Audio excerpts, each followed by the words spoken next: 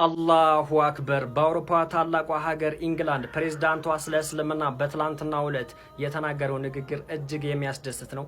ሙስሊም የሆናችሁ በሙሉ ኮሜንቱን በተክቢራ እያሸበረቃችሁ እስከ መጨረሻው ኮፒ ሊንክ እያደረጋችሁ ተከታተሉኝ። እንደሚታወቀው በአውሮፓ እጅግ እስልምና እየተስፋፋ እንደሆነ በብዙ ጥናቶች ተረጋግጧል። እሱ ብቻ አይደለም፣ በርካታ የሌላ እምነት ተቋማት ወደ መስጊድነት እየተቀየሩ ነው። ይህንም የሆነበት ምክንያት ብዙዎች በአውሮፓ ውስጥ እምነታቸውን እየተዉ ስለሆነ በአውሮፓ የሚገኙ ሙስሊሞች ዳዋ እያደረጉ እንደዚህ የተረሱ የቤተ እምነቶችን ደግሞ በጨረታ እያሸነፉ የቤተ እምነት ፍቃድ ስላለ ወደ መስጊድነት ይቀይራሉ። የእንግሊዙ ፕሬዝዳንት በትላንትናው ዕለት ጸረ ሙስሊም መሆንና የሙስሊሞችን ጥላቻ በልብ ውስጥ ማስቀመጥ በእኛ ሀገር ውስጥ እጅግ ተቀባይነት የሌለው ጉዳይ ነው።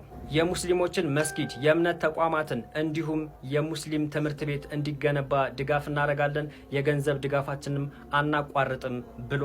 እንዲህ ማለታቸውም የሀገሪቱ ሙስሊሞችን እጅግ ያስደሰተ ብቻ ሳይሆን እኚህ ፕሬዝዳንት እንዲከበሩ ያደረጋቸው ሆኗል። ሙስሊም ናችሁ በሙሉ አላሁ አክበር እያላችሁ ኮሜንቱን አሸብርቁት። በደንብ ሼር፣ ኮፒ ሊንክ፣ ሪፖስት እያደረጋችሁ አዳርሱት።